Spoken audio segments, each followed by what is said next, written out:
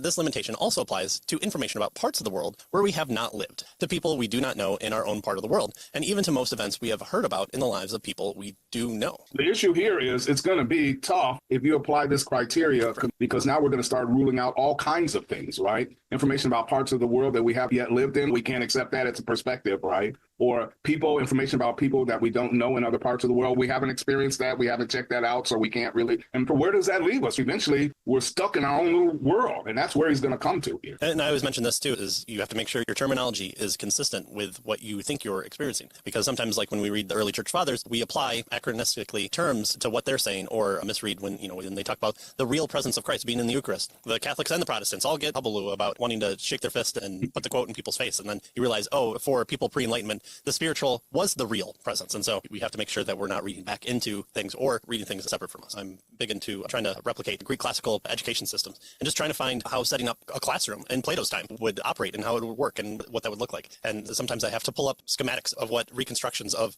Plato's classroom would look like in order to make sure I'm understanding what I'm reading from a perspective of what a classroom might be, and realize that when I have a view of what classroom is versus what Plato might have had, they're going to be two distinct things. So we need to keep that in mind when we're taking in information from people that's not us, not during our time, and may be utilizing terminology that we've either taken for granted or homophone, similar sounding words but different meanings. Right. So indeed, we do not expect every individual scientist to repeat every prior experiment because he or she does not trust earlier scientists' records. Although if you have the perspective that there's no amount of evidence that can be shown for those crazy claims like germ theory, then maybe you have to do all the same ones as well. But granted, all our sources are usually serious slanted by observers and reporters' perspectives. Yet we cannot avoid depending on information in these sources if we hope to say anything beyond our own very limited experience. Again, Hannibal crossing the Alps with elephants. It's a grandiose claim. It can't be helped. But yet we have the evidence to show that it happened. But it's a grandiose claim. It's not possible. You couldn't take an elephant today and go across the Alps. So we just know it's not possible. It seems kind of like at least one guy did it a couple times, went back too. And so what do we do with that if we're solely focused on us being the sole source of